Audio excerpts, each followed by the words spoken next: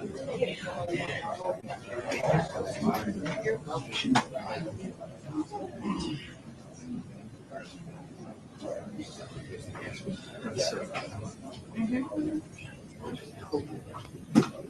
don't think well, you hey, Dave. I'm on the ring side. Oh, sorry. Kirsch. Yeah. Right. I just don't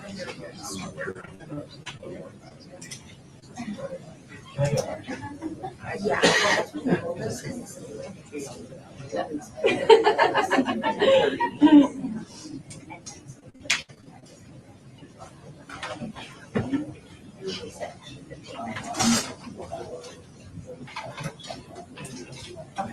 All right. Thank you. All right. Bye.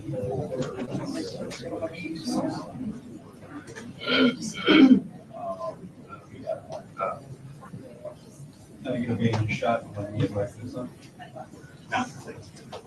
Discretion.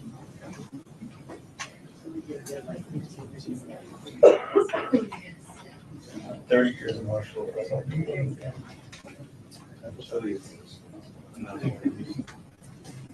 Yeah.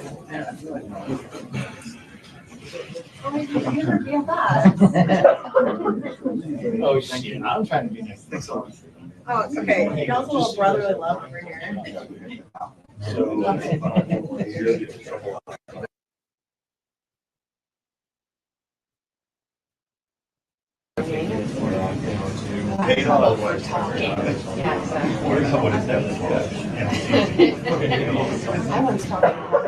Mic check, mic check, mic check, 1 2 1 2, mic check. Jeff, is it good? Okay. Speak up.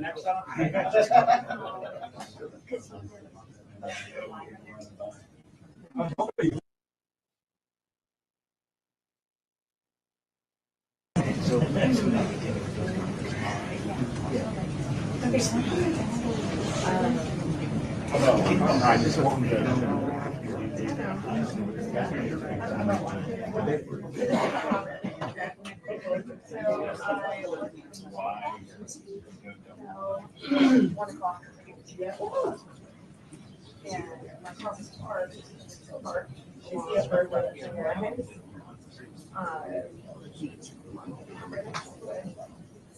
so it's close here, but my car's over here. So I haven't had time to get my car because I went and got dropped off. And I got woken up at 12.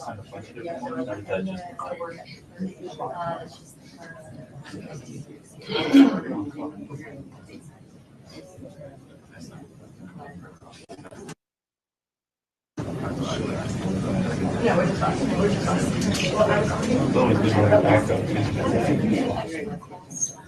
So they would take your test.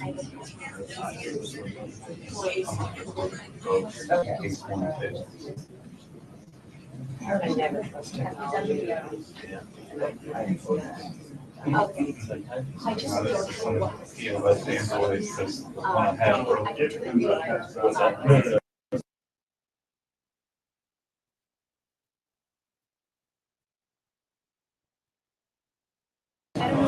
Oh, they just canceled it. I'm just kicking myself when I was down there this morning. My editor wanted to make a call, but I should just come down there and catch him. Oh. Yeah, he's there. He just down there, he's still waiting now. I just think he would want it. Absolutely.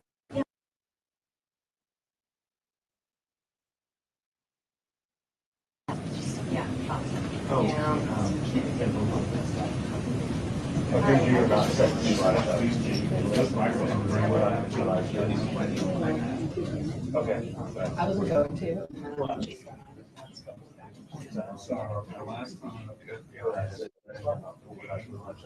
I asked him if the green thing, and they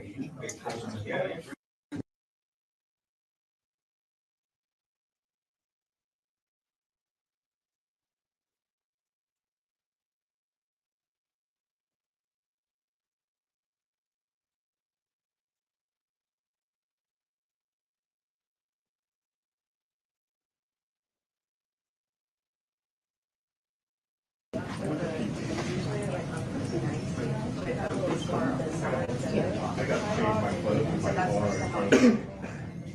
lady in the green. You stand up so we get a photo. Thank you. Hello, everyone.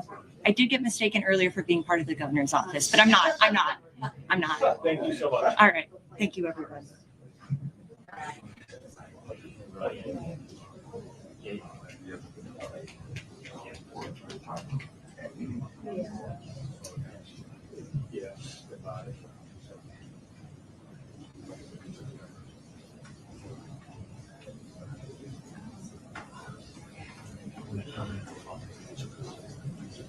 Okay.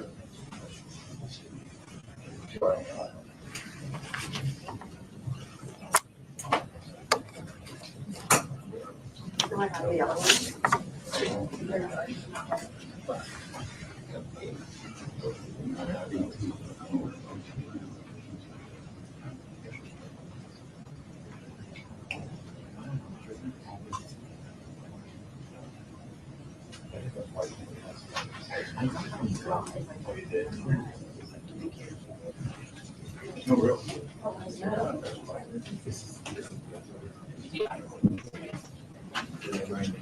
This is running. Oh. I have an application. Okay. And they have changed.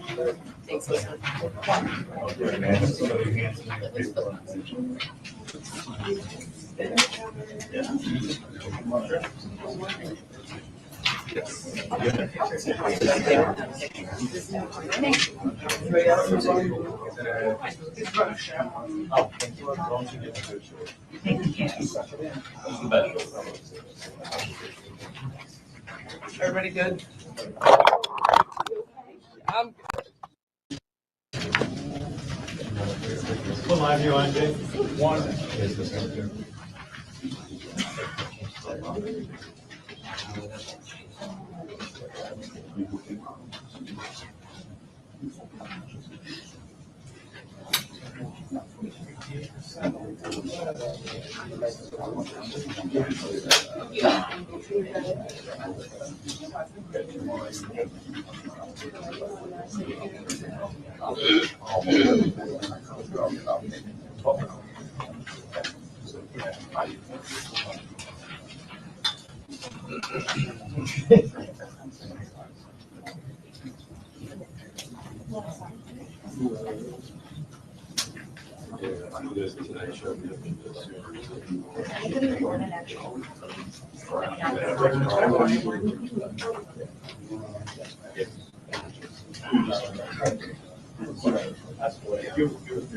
Yes. So.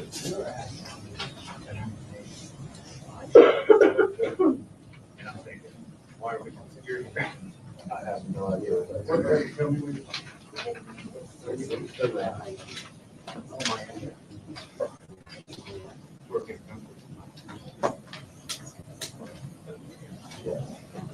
I have no idea. Sorry.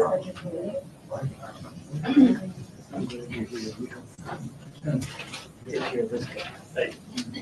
Yeah, I'm ready to do that.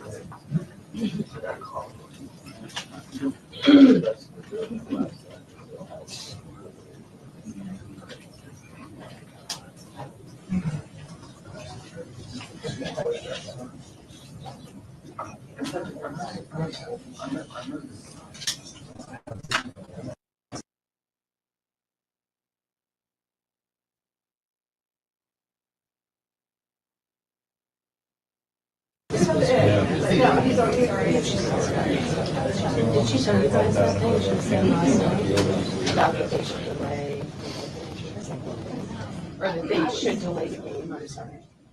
Another day. Oh, okay. Yeah, she said they should delay it another day. Correct. We should just make it happen. Interesting.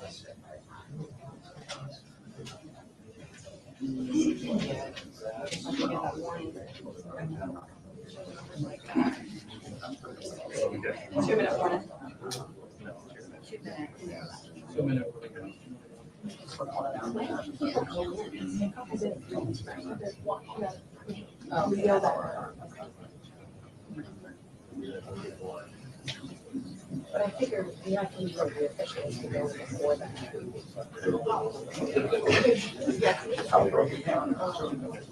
Traffic thing, yeah.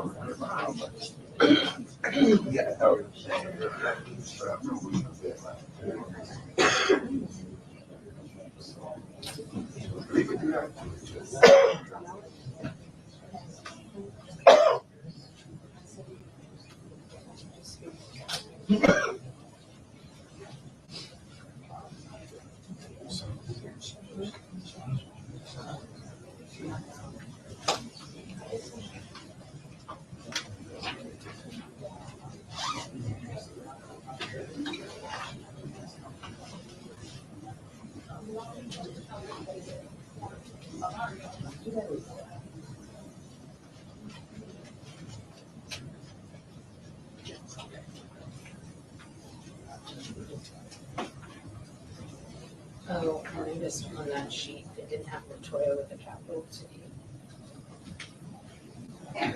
Different people.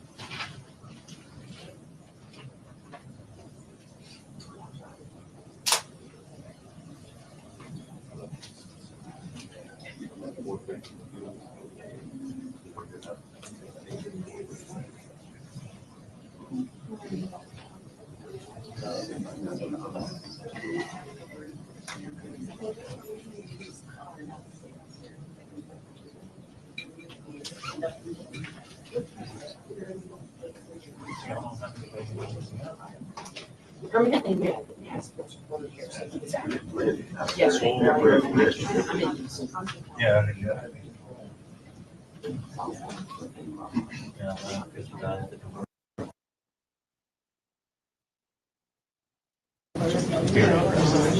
Let's just stop. Yeah.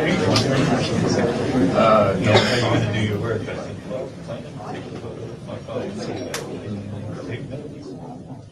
Well, what they used to say in Texas was, I had one so in a pinch, everybody's got to do it. Perfect, thanks for listening.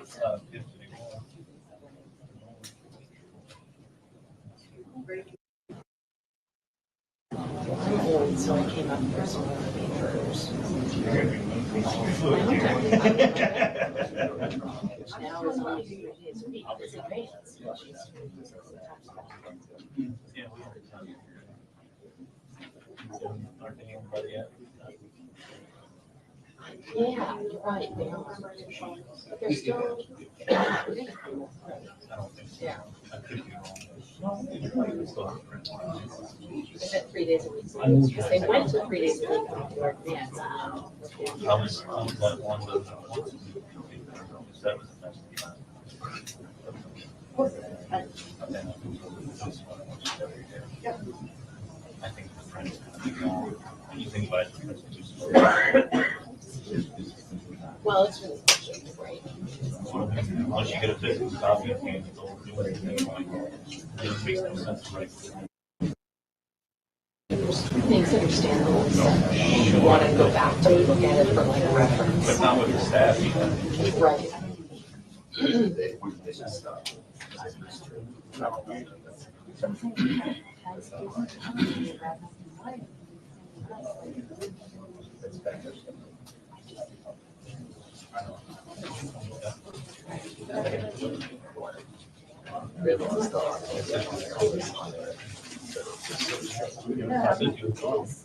Are they separate? So my course, this is that. Decisions.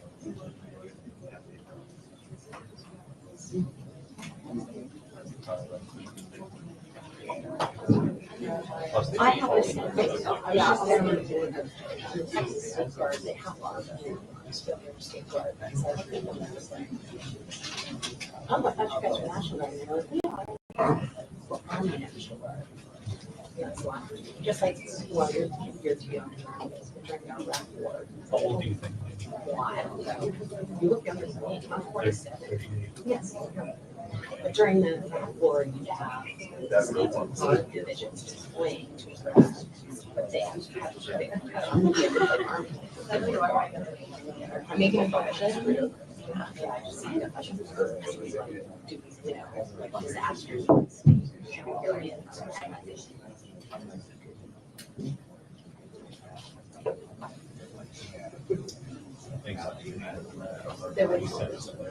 There was a guy from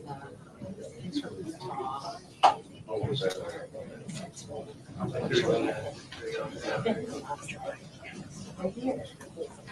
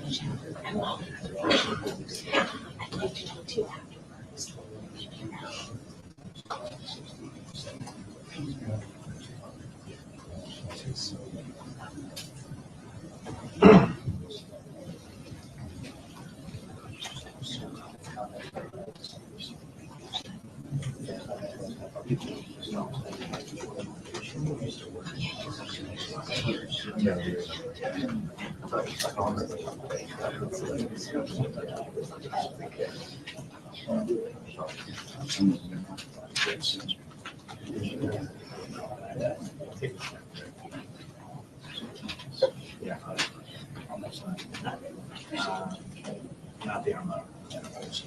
The draft, Chief, do you know your team's street? Do you know your team's street?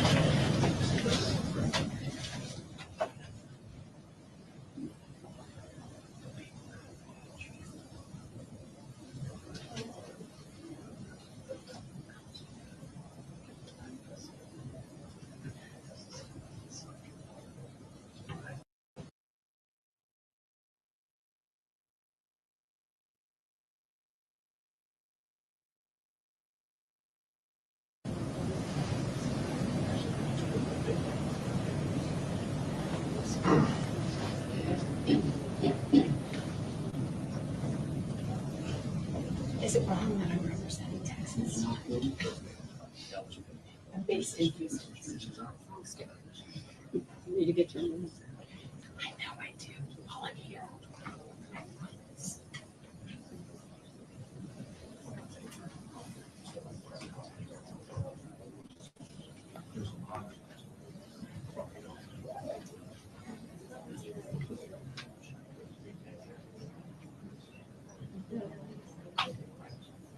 I was happy to see Texas as a state risk investment.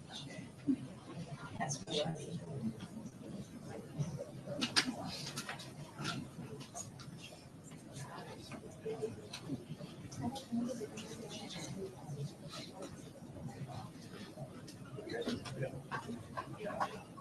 Good eye, team. Sorry about that, guys.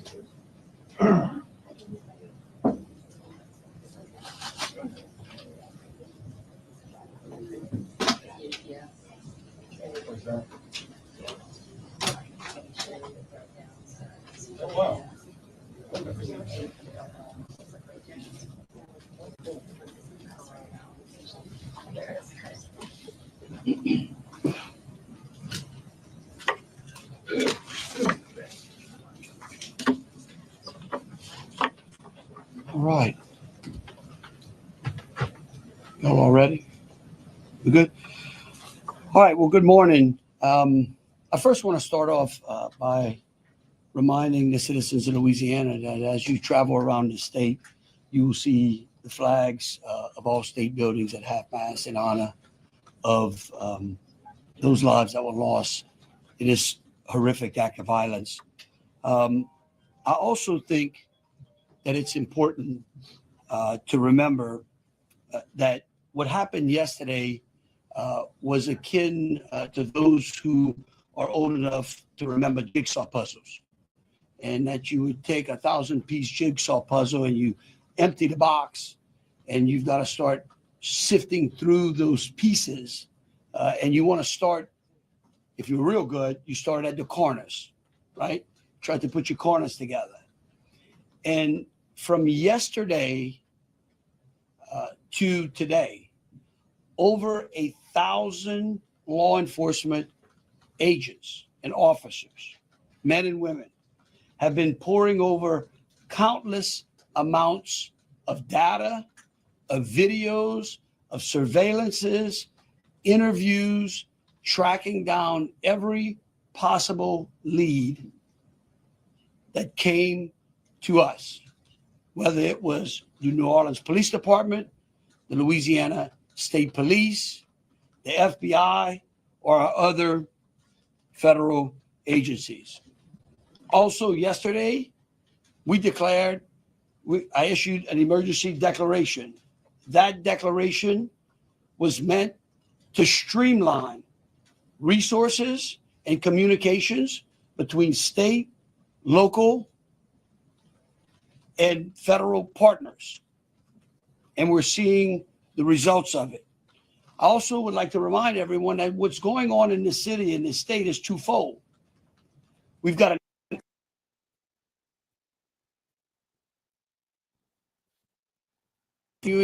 to secure the city in preparation for 3 o'clock kickoff time for the Sugar Bowl.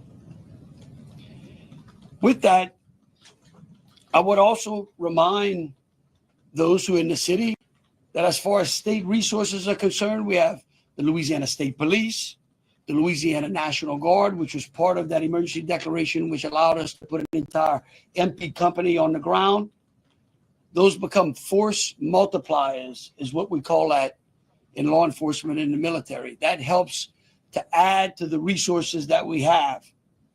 Wildlife and Fisheries, the Department of Corrections, DSF, DHS, our Veterans Affairs, our Probation and Parole, all state agencies. Any state agency who has post-certified officers are here in this city to help secure the city. And so with that, I would like to turn it over to Christopher Rea, who is the Deputy Assistant Director of the FBI's Counter Terrorism Division. Chris? Thank you, Governor Landry.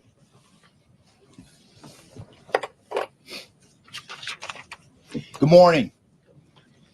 I am FBI Deputy Assistant Director Christopher Rea. I'm from our Counterterrorism Division at headquarters. I'm also joined by Assistant Special Agent in Charge Alethea Duncan from our New Orleans office, who you heard from yesterday.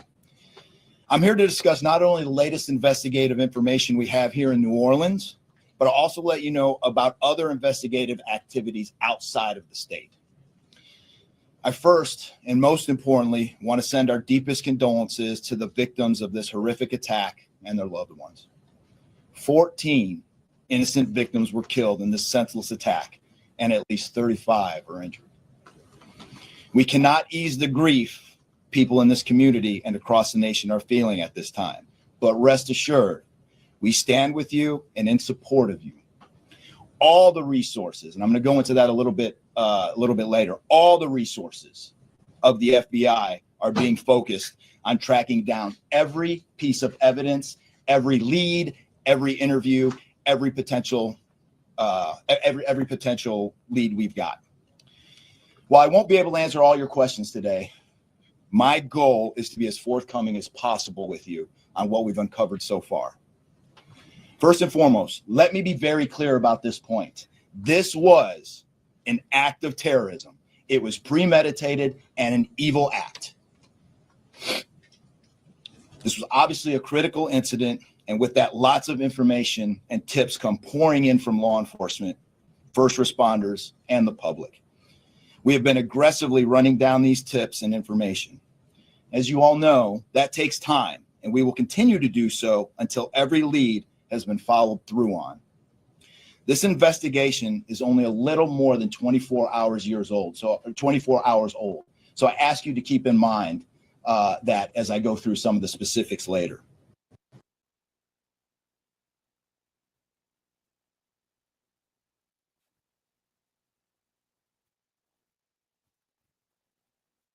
Involved in this attack, except for Shamsa Din Jabbar, the subject you've already been briefed on. A little bit about what the FBI is doing. So we are surging people and assets to the area from across the region and across the nation.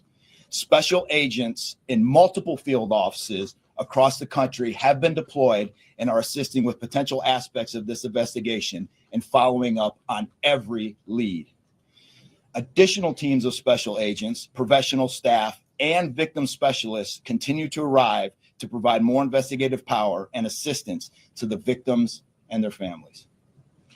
We've also forward deployed a number of our critical incident response group assets, including members of our hostage rescue team, special agent bomb technicians, and crisis management coordinators. In addition, we have deployed more evidence response technicians to continue to process the various scenes that we have. So far, we have received just over 400 tips from the public, and that information is being followed up on both here in New Orleans and across the country. Some of the tips are here in New Orleans, and there are other tips in other states across the country that we are following up on. The FBI team and our law enforcement partners here are also reviewing hundreds of hours of surveillance and other video from both the French Quarter and other. As for a timeline, at this point, investigators believe Jabbar picked up the rented F-150 in Houston, Texas on December 30th. He then drove from Houston to New Orleans on the evening of the 31st, and he posted several videos to an online platform proclaiming his support for ISIS. There were 5 videos posted on Jabbar's Facebook account, which are time-stamped beginning at 1:29 a.m. and the last at 3:02 a.m. In the first video, Jabbar explains he originally planned to harm his family and friends, but was concerned the news headlines would not focus on the, quote, war between the believers and the disbelievers, end quote. Additionally, he stated he had joined ISIS before this summer. He also provided a will and testament.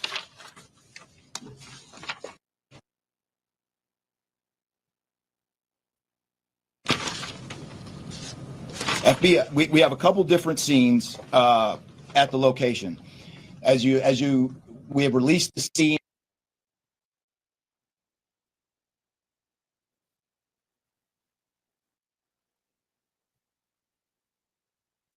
currently searching that scene right now. FBI and ATF agents have secured that house, and that location is being searched for potential evidence. On New Year's morning, Jabbar opened fire after ramming through a blocked off area of Bourbon Street, used his truck as a weapon to run over the victims. Teams of specially trained victim specialists, again, as I said, are on the ground here in New Orleans, assisting survivors of the attack and loved ones of the deceased.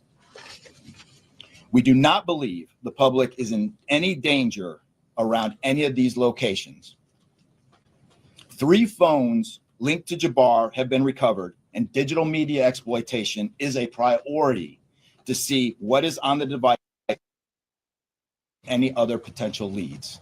Additionally, we have recovered 2 laptops and are currently reviewing them for any potential leads. Those laptops were recovered at the Mandeville address. Evidence technicians will also be going over the F-150 truck Jabbar was driving. As you know, we recovered an ISIS flag from the back of the vehicle. Jabbar declared his support for the terrorist group on social media, as I stated before, as he made his way to New Orleans. FBI bomb technicians also recovered 2 IEDs in coolers, one from the cross section of Bourbon and Orleans Street, and the second at an intersection approximately 2 blocks away. There were multiple reports of other devices. Those reports turned out to be misinformation or not actual functioning devices. Those are the only 2 devices that we've been able to recover that were functional. Both devices were rendered safe on scene. We did obtain surveillance footage showing Jabbar placing the devices where they were found. Two other, as I said before, 2 other items of interest were determined not to be IEDs. A little bit about Jabbar. Jabbar himself was born in the United States and is a U.S. military veteran. We are looking in everything in his life. While we have interviewed many people who know Jabbar, we still need to talk to others. Whether you know Jabbar personally, worked with him, served in the military, or saw him in New Orleans or Texas, we need to talk to you. You may not think you have relevant information, but what you know could tie in to one of our investigative leads. Specifically, we want to talk to anyone who was in the French Quarter on New Year's Eve or early on New Year's Day.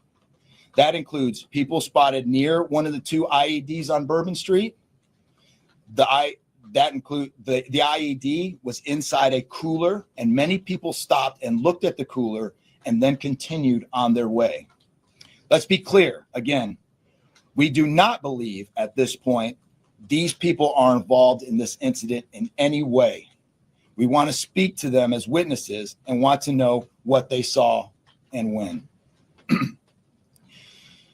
I went down to the crime scene last night. It is very hard to put into words what it looked like and how difficult it was to see.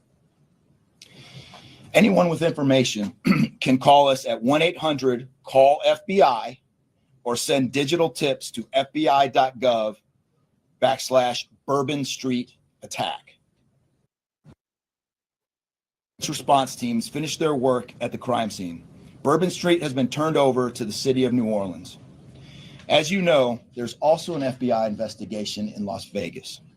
We are following up on all potential leads and not ruling everything out. However, at this point, there is no definitive link between the attack here in New Orleans and the one in Las Vegas. And again, I'll preface everything with what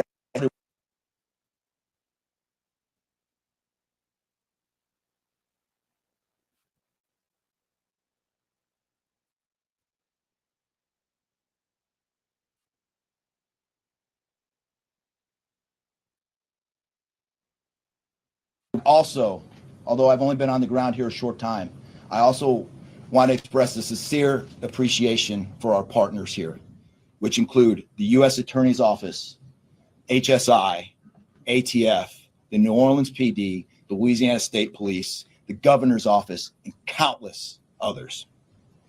At this point, I'm going to turn it over to the Special Agent in charge of ATF here, Josh Jackson.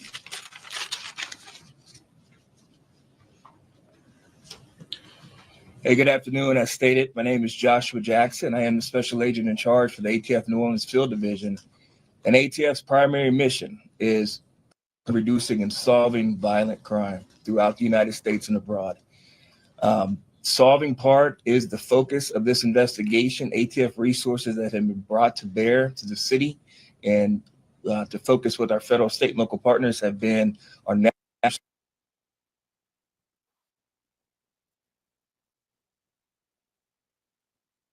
fire investigators, certified explosive specialists, fire engineers, electrical engineers. These folks will get additional investigative leads to help the investigative team identify what happened at the location in Mandeville and identify how that fire started and move the investigation forward from there. Additional resources that ATF has brought to bear into the city as our ATF special response team. This is a tactical team capable of handling any sort of enforcement operation. This team is deployed, on set, and ready for the Sugar Bowl today. This team is also made available to the Louisiana State Police and also New Orleans Police Department to assist with any efforts that they may have during this period. Additional resources, as the governor alluded to, he executed executive powers and had an emergency declared to where ATF was able to tap in to emergency support function 13 resources. This allowed us to bring additional explosive detection canines so that we can safely sweep the city and safely sweep the Super Bowl in preparation for the game today. These resources will still be in the city as we lead up to the Super Bowl and through Mardi Gras. These type of ATF resources will be here. The last resources the ATF has brought to bear, and probably the most important one, is our victim witness coordinators. These folks come in and they provide resources to the victims and the family members that have suffered greatly during this tragedy. The entire city hurts, but the victims and the family members are in need of resources and care long after this investigation wraps up. This time next year, it'd be hard for the families and friends who suffered during this event. So our victim witness coordinators are working with the FBI, the city of New Orleans coordinators to provide resources to these folks out here. And as we move forward, ATF will be committed. We will work with the investigative team moving this investigation forward, but also we'll be here.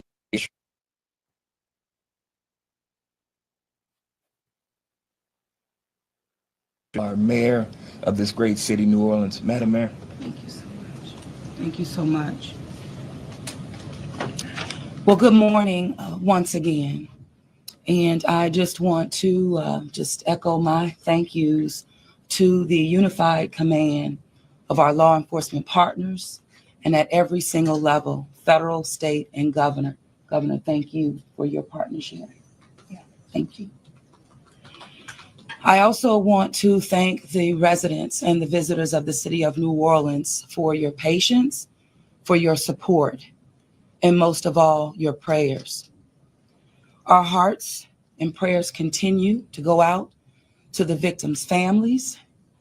And the city of New Orleans, we're resilient. And as I stated on yesterday, my focus in terms of a priority has been on our victims. As you heard, that yes, the FBI was able to clear Bourbon Street. And what that meant also for me in this city was that we were able to remove our victims, identify them, and notify their families. Real reverence. They mattered, the families matter, and matter to the city of New Orleans. In addition to that, I want to just thank again our federal partners in Washington, listening to my plea personally for the additional resources to allow for the scene to be cleared, and again, attending to our victims. I walked by each one and I did the sign of cross in my own way because reverence, again, is important.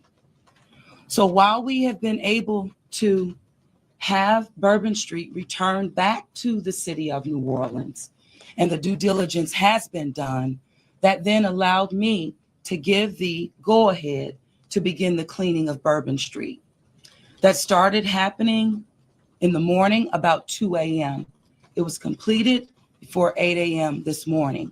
But that has really set the tone, I would say, and with the confidence that I have in the law enforcement partners, all of the resources that have been activated, how we have made sure that safety continues to be our top priority, how our assets have been deployed strategically, again, for the safety and the protection of our visitors and our residents in the city. And because of that, the confidence is there to reopen Bourbon Street to the public prior to game time today. The first order will be to allow for vendors to come in and service the businesses. That's important in order for us to stand up activation, as you know, Governor. And so with that, I want to reassure the public that the city of New Orleans is not only ready for game day today, but we're ready to continue to host large-scale events in our city because we are built to host at every single turn. I want to, again, thank all of those who respond.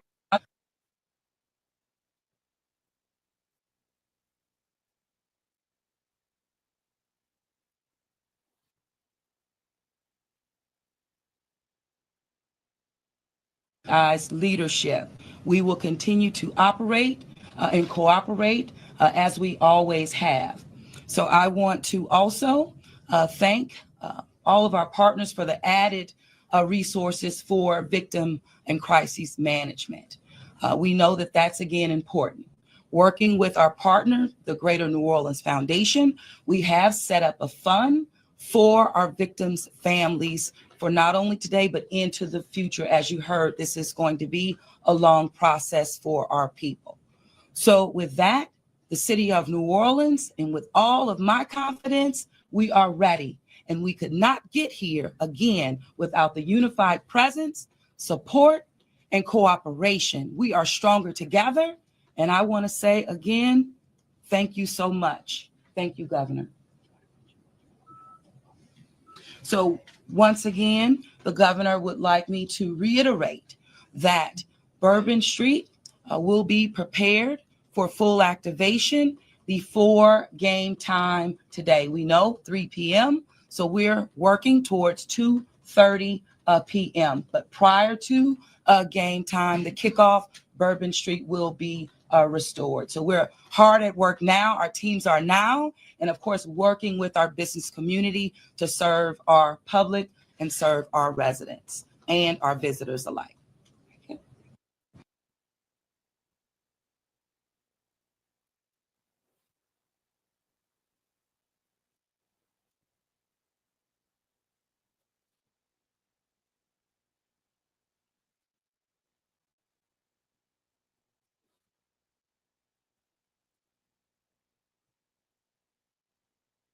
The FBI and all of our federal partners for the amount of resources they have poured into the city. This type of event, and that's the tragedy of it. And I think it's important for people to understand that to protect our citizens in America from evil, you have to crush it. You can't go out there and placate it. You can't go out there and say, oh, I'm going to put this in place and that in place and hope that evil doesn't show up on your doorstep, because it will. You have to crush it. And that's what we're going to do here. We're going to put it all behind us. We're going to continue to keep the victims, those that are in the hospital, either fighting for their lives or trying to recover, in our thoughts and in our prayers. But you know, this morning, and I don't want to single out just one news source, but I just happened to turn on Fox and Friends, and that was a young man who was interviewed, who was actually on Bourbon Street during this horrific act of terrorism. And they closed out by asking him, what now? And I think he summed it up. He said, look, we can't live in fear, because fear will paralyze us. He said, we come down to the city to enjoy ourselves and to entertain ourselves and to be with our friends and with our families, because that's who we are.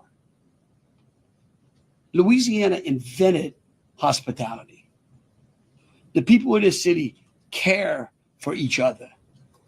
And believe you me, we care about each one of the lives that were lost in the city at night. We will never forget that.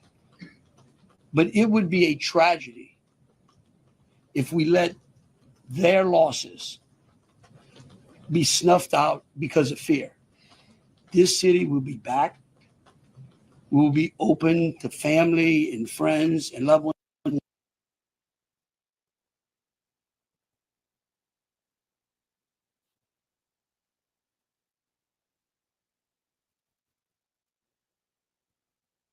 those, again, who have lost loved ones in mind.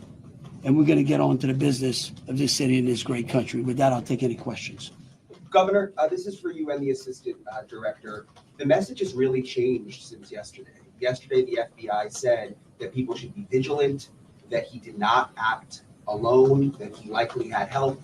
And now you're coming out the very next day and saying he was a lone wolf, everything is safe, the game moves on, everybody had a good time. How can you be so sure just 12 hours later? Well, we're going to bring him up. All right. But here's what I want to remind everyone. Like I was a deputy sheriff. Right. I worked in a jail. I worked on the street. I worked on the interstate. I served warrants. I can tell you. Look, in today's world, I get it. Information, we get information like that. Everybody lives in a 15-second TikTok video. We think that life operates like it does on our phones, and it just doesn't. Information changes. In fact, that's why we ask.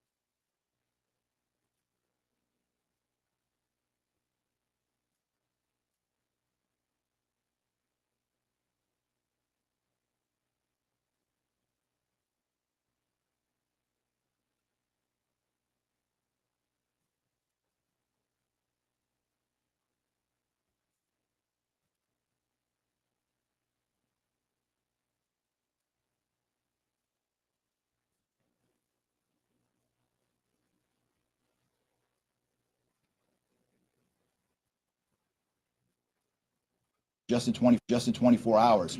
We're confident at this point that there is no accomplices. And I'll give you an idea of how that information sometimes, a lot of the early reports came out that there were extra people that were setting the coolers down, right?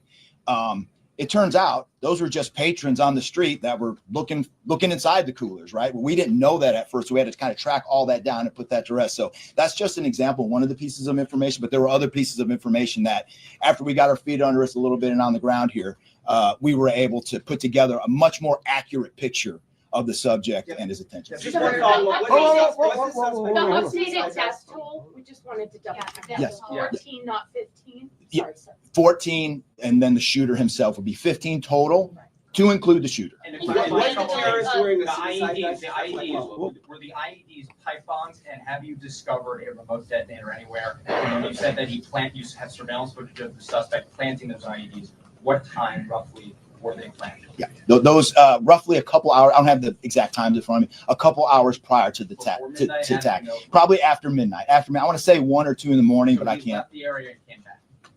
Correct. That's our assumption now. I mean, we still have a lot to work through. We're getting more surveillance video and everything else, but that's the assumption. Was he wearing a suicide vest? It's being done on Bourbon Street. Would there have been canines out on New Year's Eve? Would there have been bomb sweeps done? Look, I as part of think- the regular precautions? Let me just say this, and either Joe or Rob will correct me.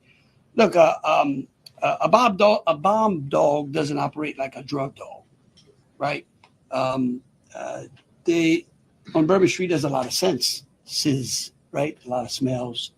I don't think you can run a bomb dog down Bourbon Street with thousands of people there and be able to sniff out a bomb. What we've been doing, what they have been doing, is certainly a complete sweep of the quarter because of the limited amount of traffic that's been out there. Let me just say this. I think this may help. It would be my hope that as some additional time goes through, maybe closer to maybe the beginning of next week, we will, if we've got it to what extent buttoned up as we could, I would work with the FBI and the city, and maybe we can come up with a timeline to be able to get you those information, kind of walk everyone through from day one through. I think it's extremely premature, and you're really putting us on some speculative grounds to ask some of those questions, because again, it's only been 24 hours. I mean, can you imagine how far we've come in 24 hours? So, well,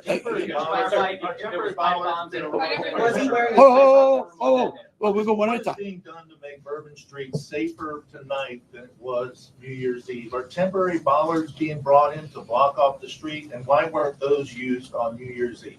Well, look, here's what I'm going to say. Every time some bad guy, there's what we call an after action review. Because again, nothing is 100%. We have reinforced the area. We have deployed some additional types of assets. I personally, it's up to the city or other. I don't like to give specifics because I don't like to tell the enemy what we got. But I can tell you we're in better shape than we were before. You have time to have two more questions. Director, when you speak to the Mandeville scene, can you speak to the Mandeville scene? And And then some neighbors at that site told us they smelled smoke early in the morning. Was there a fire there? Any kind of burning happening? Yeah, Do you still believe that fire happened after the suspect was killed? That's correct. Yeah, I'll move to 18. I do want to address the suicide vest question. I want to kill that one right away. Okay. There was no evidence that the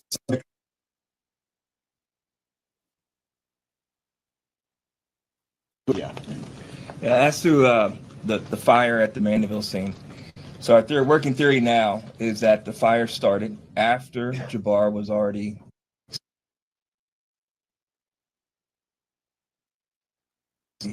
long cord that extended that time. You could also have pressure cookers that were put on top of the stove filled with gasoline, and then it went off. There's a lot of different ways to do it, but that is why our ATF National Response Team is here to answer those questions and get that investigative lead back to our team.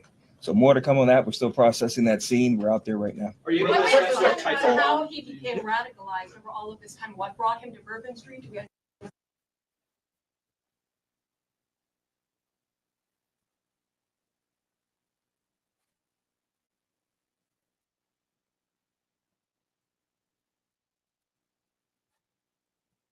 that it was lots of people New Year's Eve, with a target for an attack.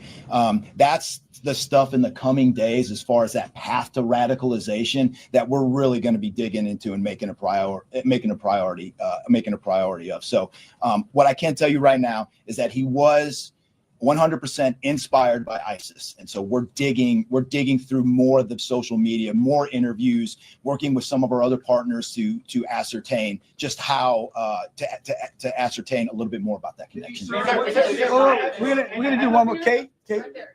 You've had your hand up for a while. Thank you, I appreciate it. Yeah. It's actually for Special Agent Ryan. Sir, I prefer.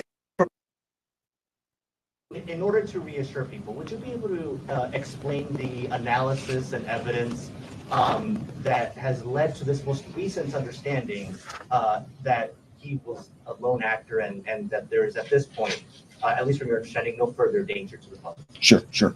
I think a lot of that, multiple interviews, the hundreds of interviews that we've conducted so far, the social media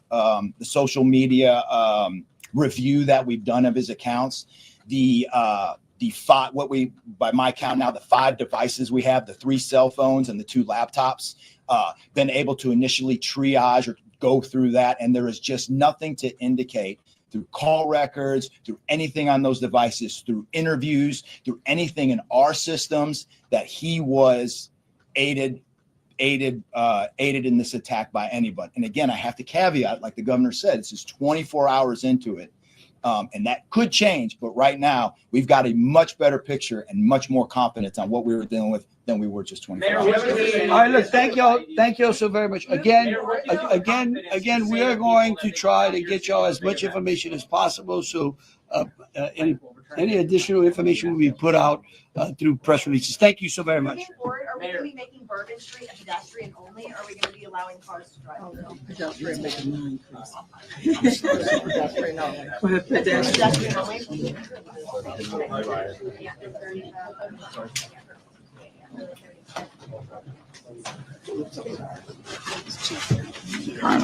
No, you good? No, I'm good. Yeah. No. You giving them to the